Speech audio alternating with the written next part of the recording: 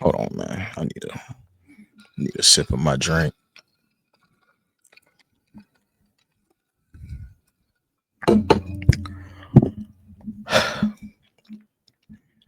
Cowboys Nation.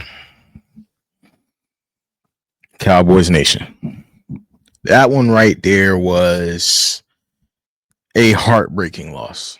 That was demoralizing. That was all of the above. Heartbreaking, demoralizing. It was bad. It was tough. It was hard to watch. And really, like, for a few reasons, you know what I'm saying? Like, it just felt like a lot of things happened that didn't need to happen. That didn't need to happen. I mean, CD in the backfield, the run game was already looking strong. Dak, and then this defense, man, I tell you. But let's start with CD in the backfield. CD in the backfield hurts because there was no need for that. And I get it. Right? Listen, hear me out. I know all of last year and for 2 years, for the past like three seasons, it feels like we've been asking to find ways to get the ball in the hands of CeeDee Lamb, our best playmaker.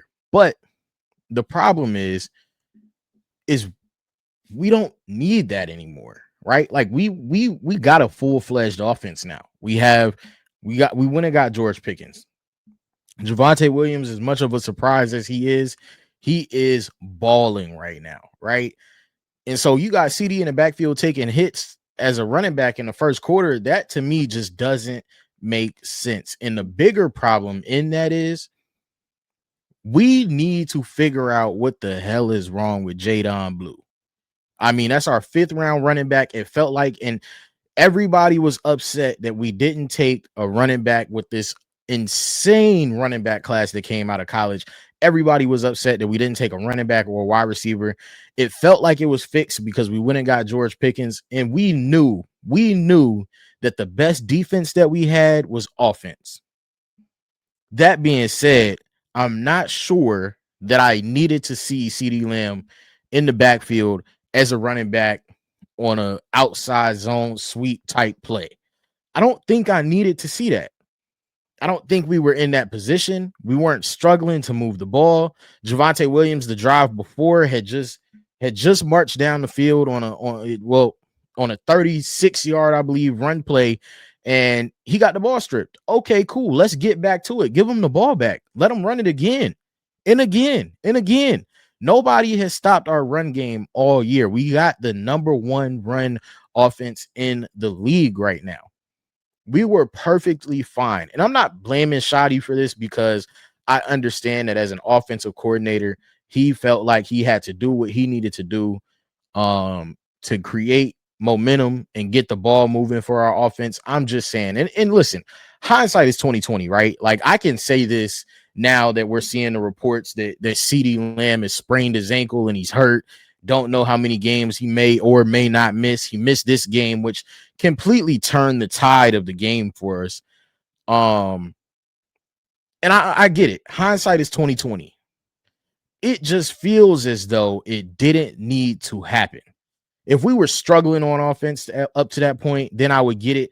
But we had a prolific, high-powered offense up to that point. We were completely okay. And when I say up to that point, I mean the first 2 games of the season and going into game 3, nobody had any complaints about this offense. The way Dak Prescott was playing, the way our wide receivers were playing.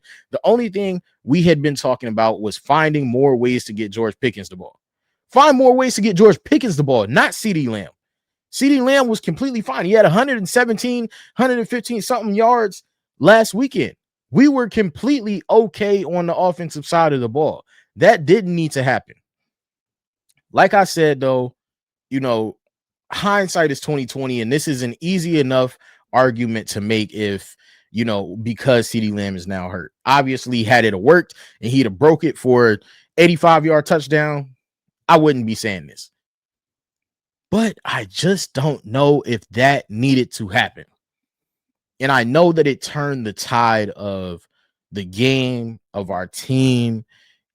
things kind of looked dejected up after that. You know, I know we went down and drove down and George Pickens scored. Great. But for a defense in Chicago who was down to obliteration, Nashawn Wright, who we traded, by the way, was their cornerback one for the going into this game.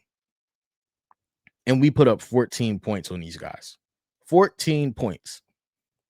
Funny enough, our lowest point projection, our lowest point total of the season came against a team that we were probably projected to score the most points against up to this point. That to me is insane.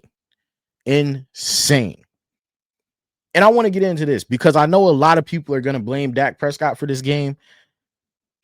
But it's not. I don't know that this game is Dak Prescott's fault. For all of you stat watchers out there, y'all are going to look at the box score and, oh, he threw for 200 and something yards, but he only had 1 touchdown and 2 interceptions. I don't care. This game was not solely on the back of Dak Prescott. This was not on Dak Prescott. The first interception was not on Dak Prescott. George Pickens, you got to catch the ball. We brought you here to catch the ball. You are one of the most elite pass catchers in this game. And I know a lot of people are going to, oh, is he really like whatever? No, George Pickens is one of the most elite pass catchers in the NFL, in the National Football League. George Pickens is elite at catching the ball. So that right there is a one-off that probably will never happen again for the rest of the season. And you see him on the sidelines and he's back to George Pickens and he's crashing out and he's damn near probably broke his helmet or whatever the case may have been. Okay, cool. I get it. And afterwards, it just, I'm telling you, after the CeeDee Lamb injury, everything just seemed to go downhill. This run game. Shout out to Javonte Williams, man. Shout out to Javonte Williams. Javonte Williams, despite losing, has looked dominant through 3 games. And I know people hated the pickup. They didn't know what would come of it, whatever the case may have been. But Javonte Williams has looked dominant through the first 3 games of the season. He had 76 yards today. I know he didn't get in the box. I know he didn't get in the zone, but I mean, hey, he looked great. 76 yards on 10 carries. He looked perfectly okay to me. And he would have had a long of about 40 yards had he not gotten the ball stripped. Hey, high and tight, man. 5 points. High and tight. Outside of that, though, I can't be outside of the strip. I can't be mad at Javonte. Javonte did what he was supposed to do. Miles Sanders is decent, but decent at best. Decent at best. There's a reason that Carolina, the lowly Carolina Panthers, weren't willing to keep him on their team. They weren't willing. And so we go and get Jadon Blue in the draft in the 5th round, and he has yet to suit up for the Dallas Football Cowboys. That is astounding to me. Astounding. And I get it. The coaching staff probably feels that there's no rush because, frankly, the running portion of our offense has been perfectly fine. But I know what happened. You feel like we need some pop, we need some fireworks, we need some, something to get this offense going. Jadon Blue is that. And I get it. If you're a coaching staff and he doesn't understand, he's not understanding the playbook, all of these things, okay, cool. That's fine. But I mean, we got to get him on the field at some point. We got to get him on the field.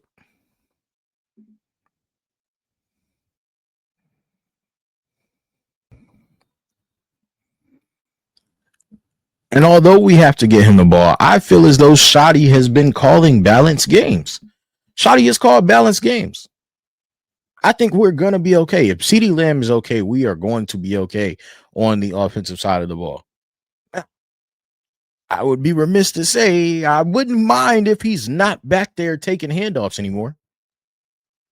And the bigger problem is like, okay, if we go shotgun and you put him back there, okay.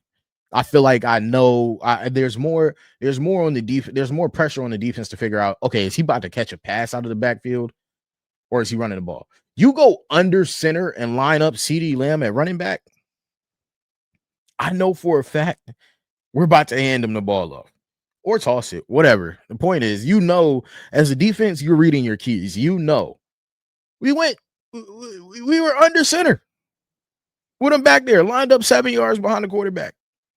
He's getting the ball. He's going to take a handoff. He is. But, we move. George Pickens, I'm not upset with you. You did what you were supposed to do. I mean, after CD went out, you stepped up. We had a lot of great passes to you. 5 catches, 68 yards, and a touchdown. We had figured it out for the most part. And I felt like, although I didn't want CeeDee Lamb, you never want CeeDee Lamb to be hurt. I felt like Dak Prescott had started to find ways to get George Pickens the ball.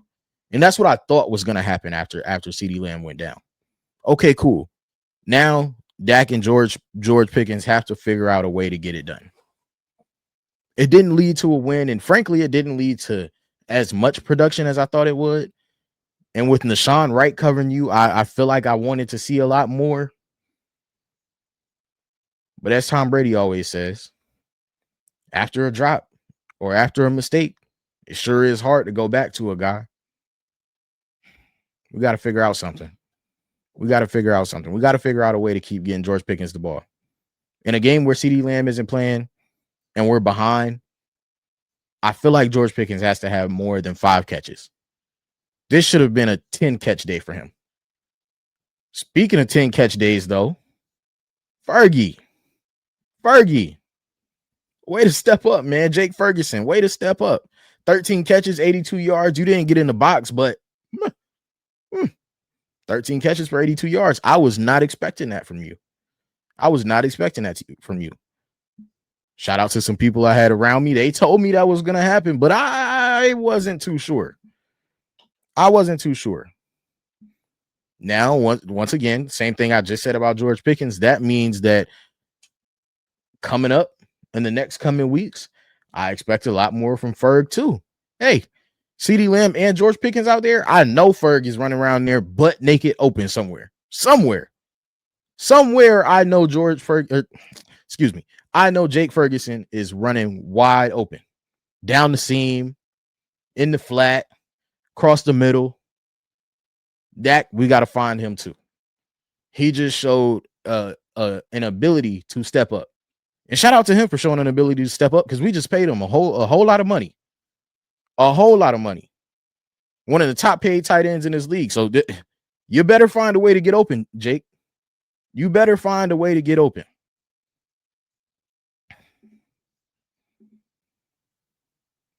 And speaking of people stepping up, Javonte Turpin came into this season on a mission to show everybody that he was not just a gadget player. He's not just a returner. He's not just a guy that you can just throw in the backfield and, hey, give him 2 touches, give him 2-3 touches a game. Javonte Turpin came into this season on a mission to show that he is a capable wide receiver on this team. And week in and week out, he has done that. Today, 2 catches, 64 yards, I believe, 37-yard long. What a hell of a play by Javonte Turpin. Running down the field, wide open. So I'm not worried about our offense, which leads me back to, man, I don't need CeeDee Lamb in the backfield taking handoffs. I don't need it because I'm not worried about our offense. But again, we knew coming into this season, and now I'm getting into our defense. We knew coming into this season that the best defense that we had was our offense. We knew that it was going to take 40 points a game to win a game. That was no different today, guys. No different today. And we went out there and we only put up 14 points. And the saddest part is we had multiple opportunities to score. We were in positions to score the ball. We were in positions to score. And we know what we need to be able to do to score. We know what we need to do. We were there. We were there. We got to finish in the red zone. Listen, love Brandon Aubrey. Best kicker in the league. Best kicker in the league, in my opinion. And I would opine that the rest of the league feels the same way. Brandon Aubrey is revolutionizing the kicker position right now, specifically in field goals. But that's just not going to cut it. Not with the defense that we have over there right now. And Matt Eberflus, you have got to figure it out. You have got to figure it out. I don't know what you're going to have to do to figure it out, but you got to figure it the hell out. I understand Micah Parsons isn't there. Micah is not there. But that D-line has to start getting pressure on some of these quarterbacks, man. That D-line has to start getting pressure on these quarterbacks. And every week that we go and see a quarterback that is mobile, which is most weeks in the NFL now, we got to figure something out. We got to figure something out, especially in our secondary. Because, and I know it's difficult because it's twofold. It's twofold. If you can't get pressure on the quarterback, defense, the secondary has to cover for much longer. They got to do a lot more. They have to be locked in on technique and all of the rest of the things. Cool. Secondary, you know that has to happen, though. You know that has to happen. This just might be one of the worst defenses in the league right now. And it is. It's not might be. It is. Right now, we have one of the worst defenses in the league.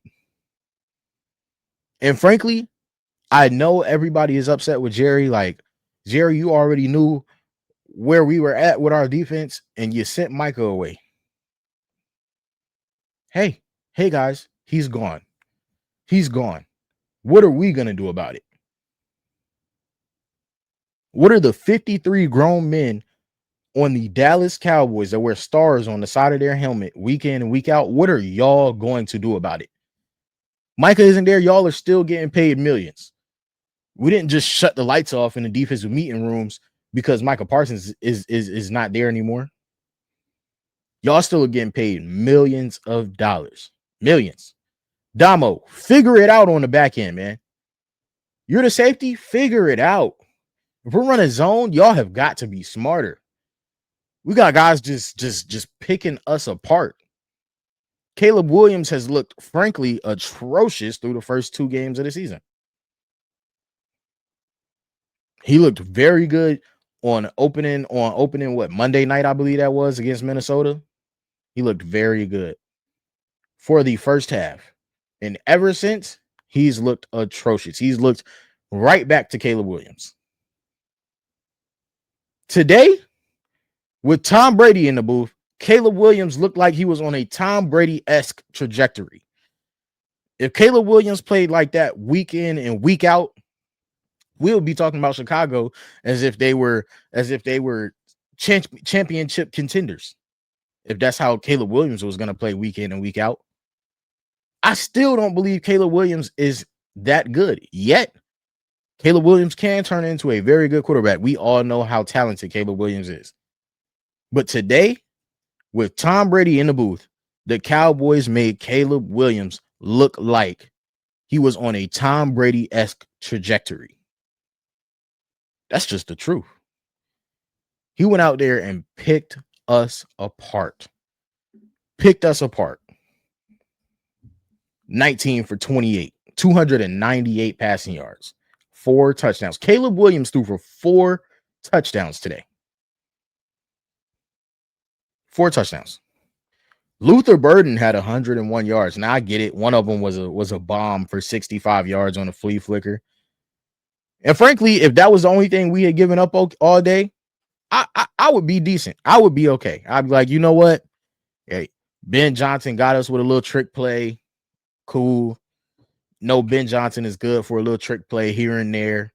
If that was the only thing we had given up, I'd have been decent. I'd have walked away with my head held high, like, all right, cool. That's just Ben Johnson for you. You know he's gonna get one of those off per game. No, they picked us apart. Rome Odunze, 62 yards on 3 catches. DeAndre Swift, the running back, guys. The running back who's now been on a multitude of teams. Tom Brady was up there in the booth talking good about him today. Oh, yeah, this is why Chicago brought him in, for his speed. He ran 11 yards down the field and it hasn't been touched yet. We had Tom Brady and Kevin Burkhardt in the booth talking about this Chicago Bears team as if they were something special. That's embarrassing. That's what hurts more than anything.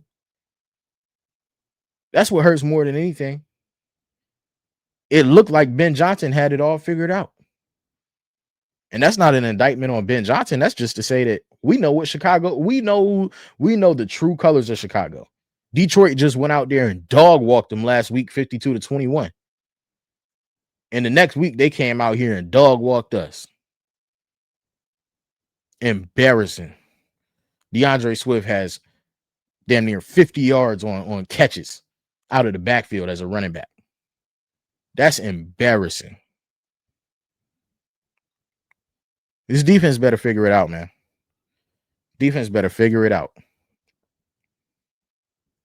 And the saddest part, the best part of our defense, the best thing about our defense looks to be the run game.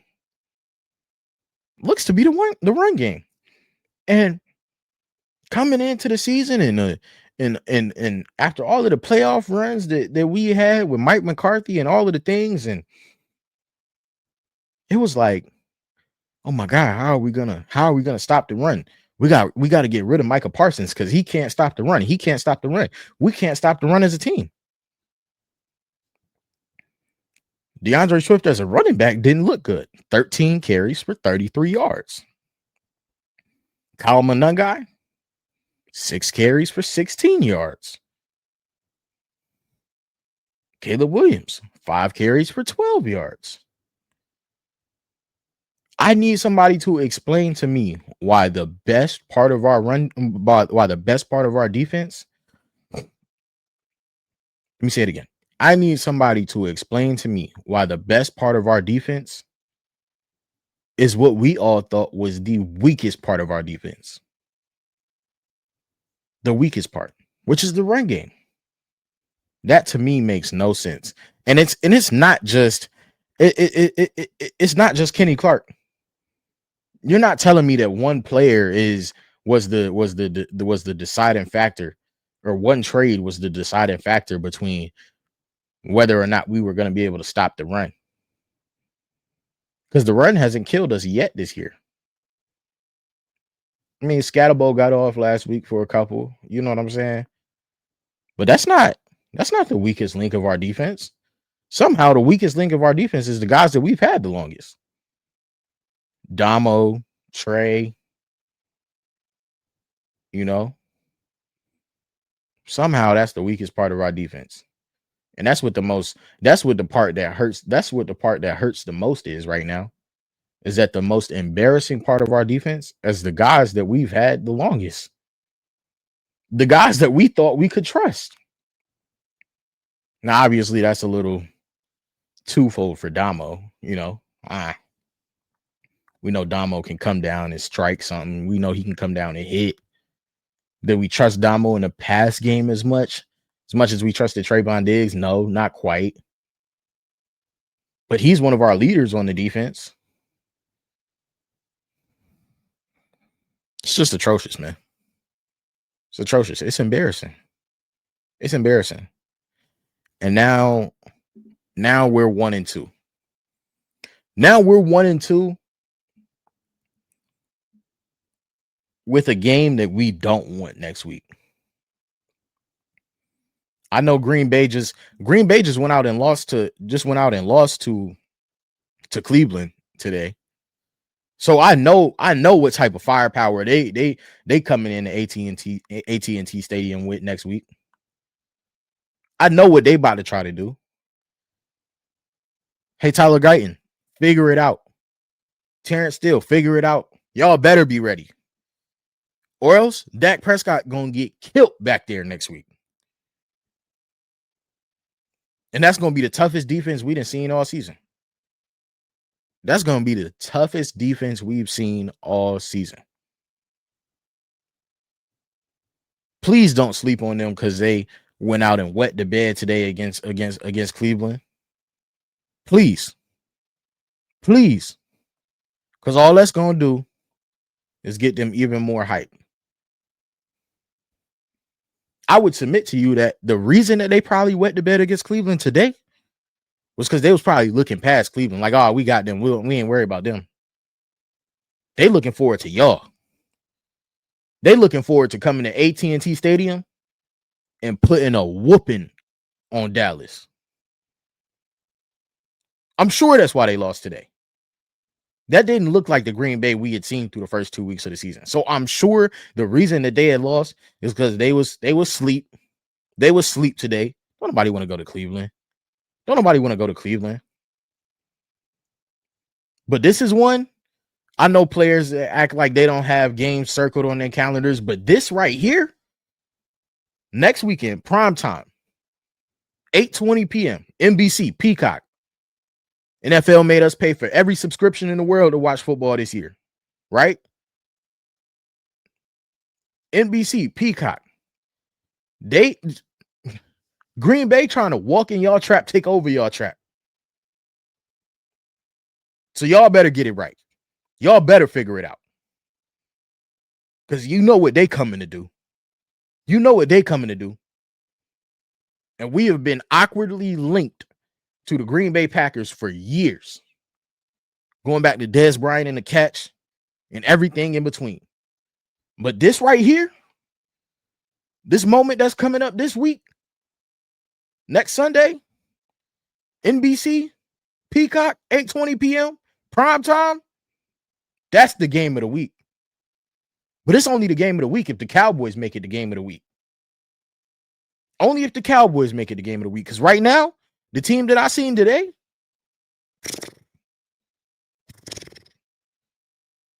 don't even invite your families. Don't invite your family, your mama, your grandmama, your auntie, your girlfriend. Leave them all at the crib. If that's how y'all gonna play, if y'all gonna play how y'all played today, leave them at the crib. Trayvon, Damo, leave everybody at the crib. We can just come in, we can suit up, go out there, because if this is the type of season we gonna have, it ain't even worth it. It ain't even worth it. Appreciate y'all for tuning in to the inaugural episode of Huddle with the Stars, man. I'm sorry that it had to be like this. I'm sorry that it had to be after a loss. I wanted it to be after a win. I thought Huddle with the Stars was going to start off on a great note. We got Chicago this week. I thought this episode was going to start.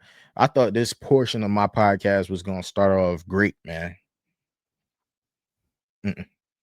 Not it. That was embarrassing. Today sucked. Today hurt. Today hurt for a multitude of reasons. We'll be back, though. Hopefully. It's up to y'all. What we going to do, Dallas? What we going to do, Dak? CeeDee, your ankle sprain, what you playing or not? George, you on a jugs machine this week? What you doing? Trey, Damo, y'all in the film room? Y'all talking? Y'all figuring it out? I know who is ready. I know Green Bay ready for us. I hope we just as ready for them. Appreciate y'all for tuning in, man.